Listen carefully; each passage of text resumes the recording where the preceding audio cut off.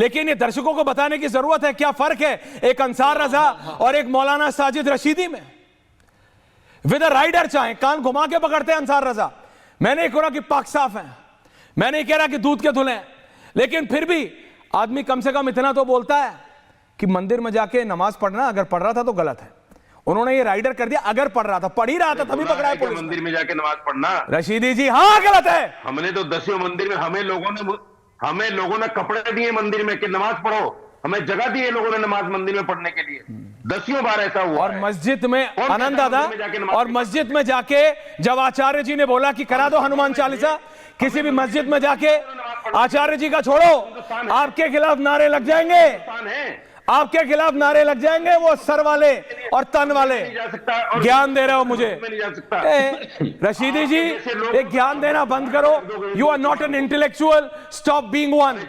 Like क्या नाम मत दीजिए, क्या नाम मत दीजिए, इंटेलेक्चुअल अनुराग भदौरिया की तरह प्रोफेसर लिखवा लो। आप भी बोलने लगूंगा मैं भी प्रोफेसर, उससे कुछ हो नहीं होता है।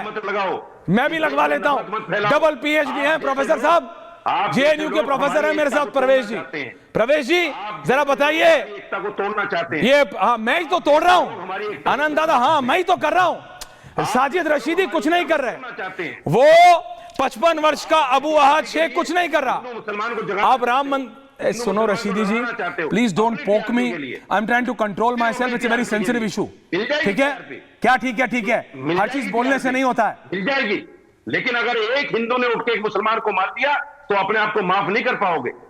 शर्म करो।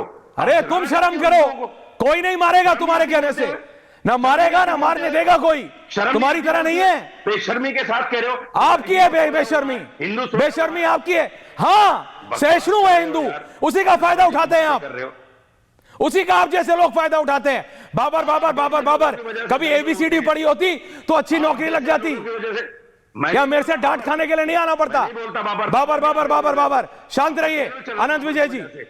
आपका चैनल चल रहा है बाबर। देखिए मेरा चैनल नहीं चला रहे आप। बाबर बातें आज कहना चाहता हूँ, साजिद रशीदी पर कोई कमेंट करके समय बर्बाद करना है, इसलिए मैं वक्त बर्बाद नहीं। अंसार रजा, अनुराग भदौरिया, आनंद दादा एंड प्रवेश जैसे साजिद रशीदी जैसे लोग इस संविधान की आड़ लेकर बाबर को एक संवैधानिक जामा पहचानने का काम करते हैं, और आप ही के साथ बैठ के कई बार इन्होंने कहा कि बाबरी मस्जिद बनाना कहाँ गुनाह है। तो खैर मैं उसमें नहीं जाता हूं। अंसार रजा साहब को सिर्फ बीजेपी सत्ता में बाबर के महत्वपूर्ण से आती है ये याद रहता है, लेकिन साजिद रशीदी की पता नहीं क्यों डरते हैं, उनकी क्यों डर लगता है इनसे। हाँ थोड़ी बदतमीजी ये करते हैं, जिस प्रकार से डिंपल यादव जी पर इन्होंने टिप्पणी की थी, इसलिए इनसे बहस करके कोई फायदा नहीं है। मैं दूसरी बात ये कहना चाहता हूँ, साजिद रशीदी साहब थोड़ा बंद रखो मुंह को यार। कहीं आपने मुस्लिम स्कॉलर लिखवा रखा है अपने नाम के आगे, मौलाना लिखते हो आप, लेकिन व्यवहार भी तो वैसा ही करो ना। तर्क नहीं, क्यों व्यवहार आप मौलाना गैर मौलानाओं जैसा व्यवहार क्यों करते हो? टोपी लगाते हो जिन्ना के जैसे, और व्यवहार भी जिन्ना के जैसा करने लग गए आज तो आप यार। लिखा है कि बाबर के नाम पे अरे ठीक है ना, जिन्ना को भी संविधान की बड़ी फिक्र थी क्या? वैसे ही आपको भी संविधान की फिक्र है। चलिए आप थोड़ा इनको शांत करिए ऐश्वर्य जी। तो रशीदी जी calm down, calm down please. Ansar Raza ji को लाइए।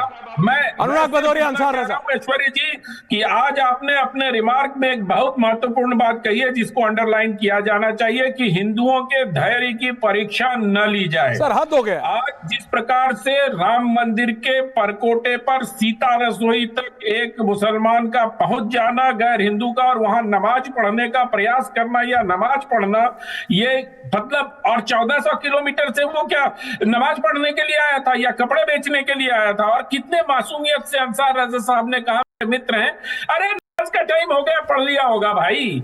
अरे नमाज के कुछ तो कायदे कानून है अंसार रजा साहब, आप ही से सीखा है मैंने, आप ही से सुना है कि नमाज ऐसे कहीं भी नहीं पढ़ लिया जाता।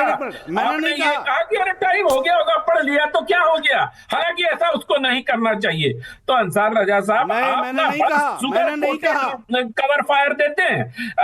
मौलाना रशीदी का क्या है कि वो बोल जाते हैं, उनको कुछ नहीं, लेकिन आप जो सुगर कोटेड कवर फायर देते हो ना, वो थोड़ा उस पर भी, वो भी कोई जनता की समझ में आता है अंसार रजा साहब?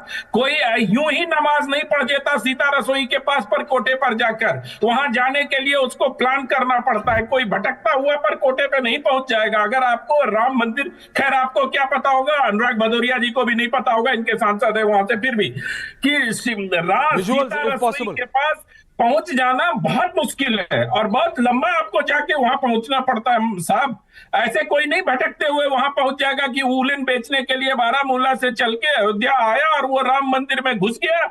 मुझे तो हैरानी इस बात पे भी हो रही है ऐश्वर्य जी कि राम मंदिर में गैर हिंदू का प्रवेश कैसे हुआ, इसकी भी जानकारी ली जानी चाहिए थी कि उसने अपना आई कार्ड तो दिया होगा, आधार कार्ड तो दिया होगा। मैं इस मसले पर मुझे याद आता है कि कभी आप वहां जाइए, दक्षिण भारत का जो मंदिर है सबसे बड़ा तिरुमला में, वहां की व्यवस्था देखिए, कितने आराम से सारे लोग दर्शन करते हैं और वहां के जो व्यवस्था है उसी तरह की व्यवस्था मुझे लगता है राम मंदिर में लागू करने का समय आ गया है।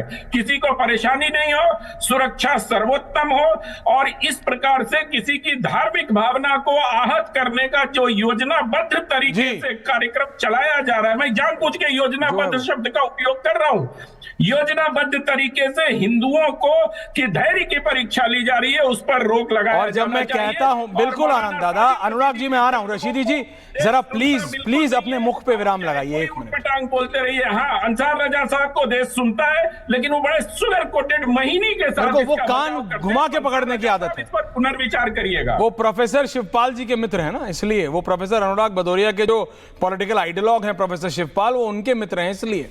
लेकिन बात समझिए आप मेरी, मैं गलत नहीं कह रहा हूं, सनातनियों के धैर्य का टेस्ट लिया जा रहा है, ये गलत है।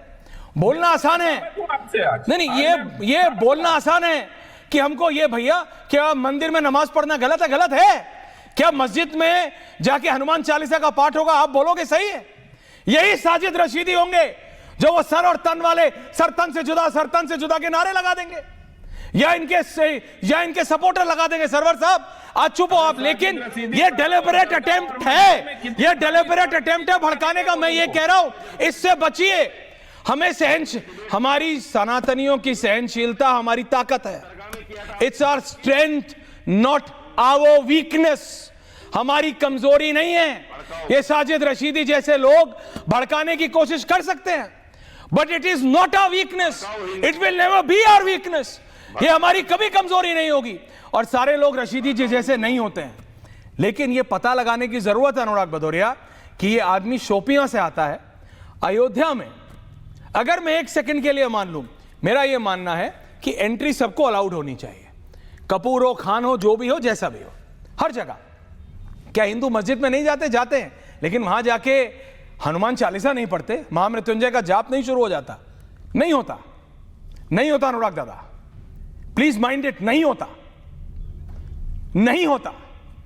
डेलिबरेट राम मंदिर के अंदर जाके नमाज पढ़ने की कोशिश भड़काने का एक तरीका है। और क्या है? टेल मी, एक्सप्लेन, क्या कुछ और हो सकता है? सीता रसोई तक पहुंच गए भाई। सर डेलिबरेट है अनुराग भदौरिया जी। अनुराग भदौरिया बताइए। प्रवेश दादा आ रहा हूं, रोहित आ रहा हूं। देखिए जी अनुराग दादा, देखिए इस देश के अंदर में सभी को सभी के धर्मों का सम्मान करना चाहिए। बिल्कुल। यहाँ पे मस्जिद हैं, मंदिर हैं, गिरजाघर हैं, गुरुद्वारा हैं, सभी को अपने अपने जो उनकी आस्था का स्थान है वहाँ जाना चाहिए। दूसरों के आस्था पे जाके इस तरह का कार्य कोई व्यक्ति करता है, ये इसको क्राइम के दायरे में माना जाएगा।